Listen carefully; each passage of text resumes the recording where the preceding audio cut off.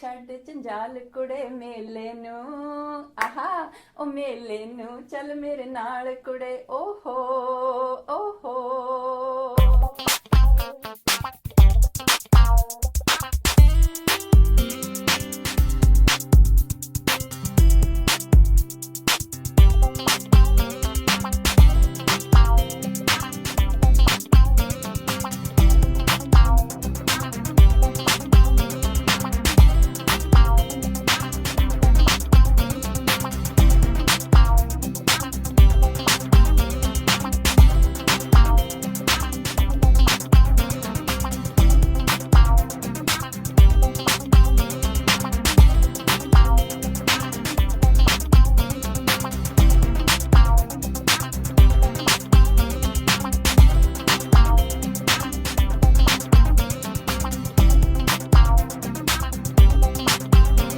Hello, my name is Ninu Kang, and I was born in India, in a small village, Pachi Bibi, district Ganganagar in Rajasthan.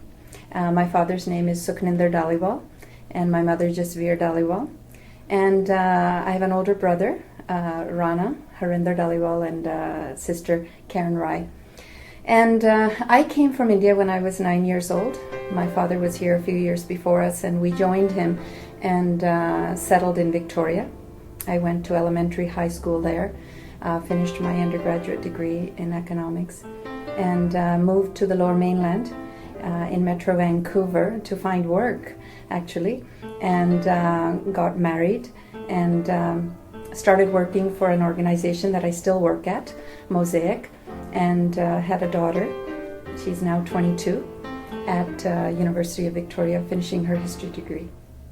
You know, while I don't have a lot of memories of my life in India, but I do have feelings and some of the key things, messages that were in my family, and one that my father really conveyed, which was the sense of family pride.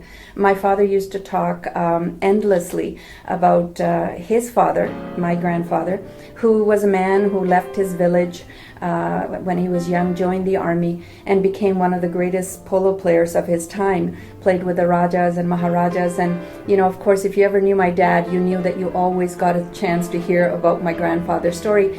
And, that really set the tone for me in terms of the importance of family and also the importance of parents.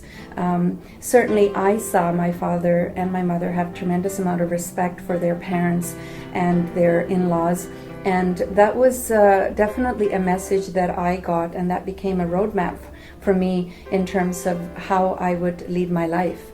Coming to Victoria in the 70s were the interesting times. There were not that many other Indian people in the community, and in fact in my elementary and high school there was just a handful of other young people like me. And I do remember always having a feeling of being other, wasn't feeling of being part of the mainstream, and always felt like I had to do something that would make me stand out. And I was very fortunate. One of my elementary school teachers said, "Ninu, you're tall, why don't you join basketball?" And honestly, I don't know if I even knew what basketball was. I was here for about a year in Canada, and I went to the gym and I joined a basketball team. And what I soon realized is that through sports, I was at an even keel with the rest of the young girls who I was going to school with. Although I was struggling with my English language skills because I didn't have English language up until grade 8. Really, I started like in elementary school from grade 1, but I was in grade 5.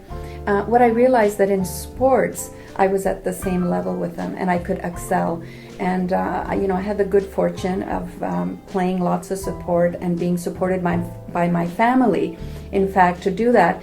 And I think through sports, I gained a lot of confidence, and it became part of my identity growing up and really gave me a sense of belonging in this community. I finished my BA degree in economics at the University of Victoria, and at those days, there weren't that many jobs in that area.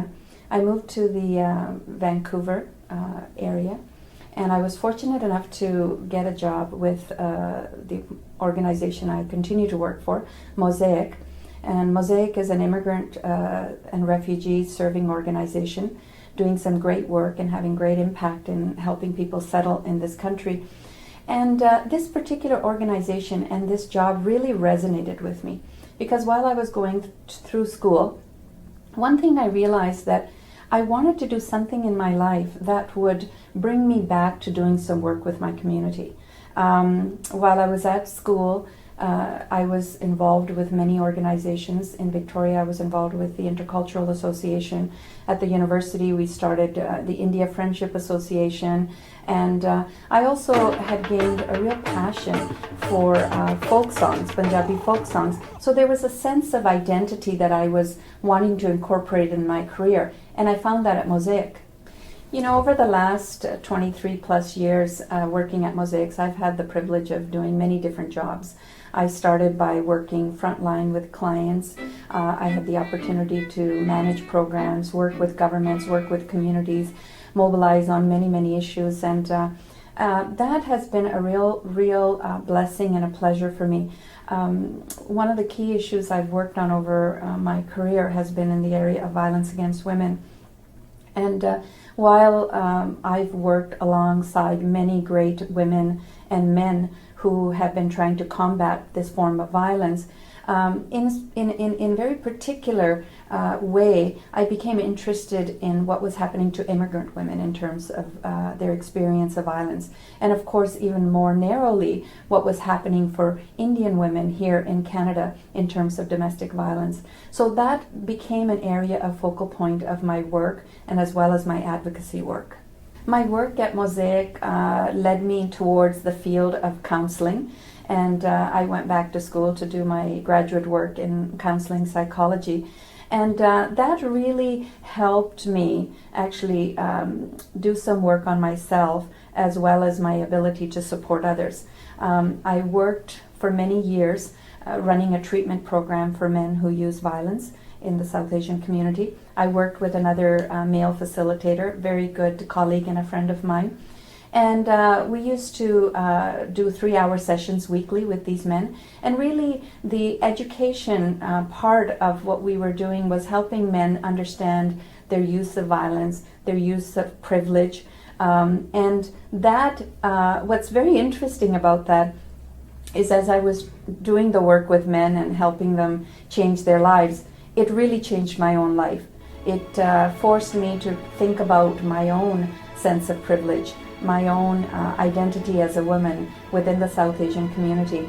And, you know, that I feel extremely fortunate to have had that opportunity. And that frontline work that I did with men has helped me gain a deeper understanding of what struggles people have in their relationships and how different forms of violence against women and the impact of men's behavior in their lives, how that complexity, it allowed me to be able to understand that and advocate for that in our community, I think in a more enhanced and deeper way.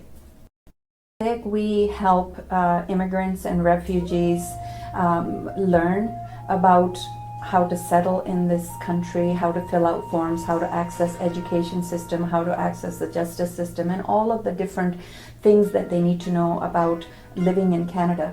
In addition to that, we help them gain skills about finding jobs. We also help teach English. And as well, we recognize that many new immigrants and refugees that come to settle in Canada are dealing with various stressors, and hence that leads to all kinds of issues that can seep into their families. It could be issues with children and their parents, it could be issues between the couple, all the way to it could lead to some forms of violence. And so we have a number of programs that's about supporting women, men, children in creating healthy relationships. And it's through that work I've been fortunate to be in a leadership role at this organization. And I've been able to do a fair bit of advocacy in terms of helping impact policy, really getting the issue of immigrants and refugees in the forefront of government policy and systemic policy changes. And that I feel now with the current issues of the Syrian refugees that is happening across the world, we as an organization have been able to take a very leadership role in that and really talk about our understanding of refugees' experience from our clients. And we've been able to mobilize the community in moving that issue forward. So once again, I feel absolutely privileged to work for this organization and have been able to make the contribution that I have. You know, another key part of my life, which might be very similar to other immigrants settling here, has been just this whole thing about being an Indian and a Canadian. You know, when is it that you leave your identity as an Indian, and do you ever? And when do you truly wear the identity of a Canadian? And that has been my own personal dilemma, struggle, challenge, and perhaps an inspiration to continue to identify that for myself. As I said, I grew up in India till 9. I came here, settled here, got a great job. I got married, had a wonderful, beautiful child. Unfortunately, my marriage didn't succeed, and my daughter's father and myself, we very successfully co-parented our daughter and raised a beautiful young woman. And I think that these struggles are probably not uncommon for many new immigrants, as is my story.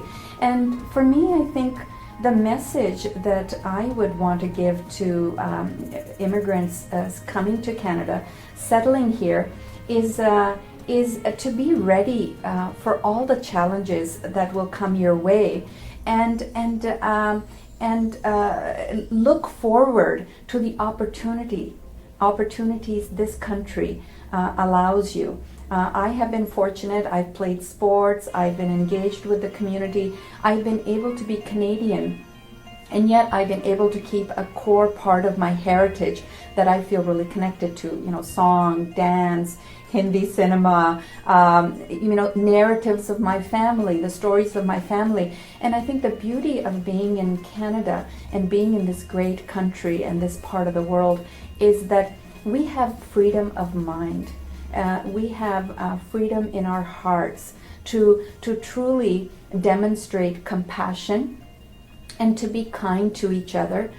We don't have to struggle and wrestle here to take something away from someone else to be somebody. There's room for everyone. And I think one thing I've certainly learned in my work at Mosaic and perhaps through my own personal life is that we become better when we experience compassion towards others. And we become better when we share the love and happiness we experience inside. And in a humble way, I'd like to say that I hope that I am a role model for some young women, as some of the South Asian women have been for me in the past, in terms of leading their lives here, becoming leaders in their own right. So I think the message for me to young people who are settling in Canada, newcomers who are coming here, is that really you can do just about anything that you want to. You have to have the will, and you have to have the courage, and you need to find supports from the family, from the community, from your friends, and sometimes you have to ask. And people are there, and they will see that spark in you, and they will come and support you. That certainly has been my experience, and I hope that those are encouraging words for others. Well, as you know, I became really passionate about Punjabi folk songs, and I have a funny little story. We were at a New Year's party, and they had a competition at the stage, and my brother-in-law kept pushing me to say, Ninu, go up and go do a song. And I said, I'm not a singer. I can't sing. I mean, I sing with the dolki at home and at weddings and things. Like, I can't go up on stage. Anyway, he literally dragged me on the stage, and and I did a Punjabi folk song that I know. And what was really quite beautiful is a bunch of Punjabi men came on the dance floor and started dancing to it. And of course, that was such a beautiful memory on my part. And so I'm happy to share that song with you, and with a few words. ਨੀ ਅੱਜ ਸਾਰੇ ਛੱਡ ਜੰਜਾਲ ਕੁੜੇ ਮੇਲੇ ਨੂੰ, ਆਹਾ ਉਹ ਮੇਲੇ ਨੂੰ ਚੱਲ ਮੇਰੇ ਨਾਲ ਕੁੜੇ, ਓਹੋ ਓਹੋ। ਨੀ ਅੱਜ ਸਾਰੇ ਛੱਡ ਜੰਜਾਲ ਕੁੜੇ ਮੇਲੇ ਨੂੰ, ਆਹਾ ਉਹ ਮੇਲੇ ਨੂੰ ਚੱਲ ਮੇਰੇ ਨਾਲ ਕੁੜੇ, ਓਹੋ ਓਹੋ।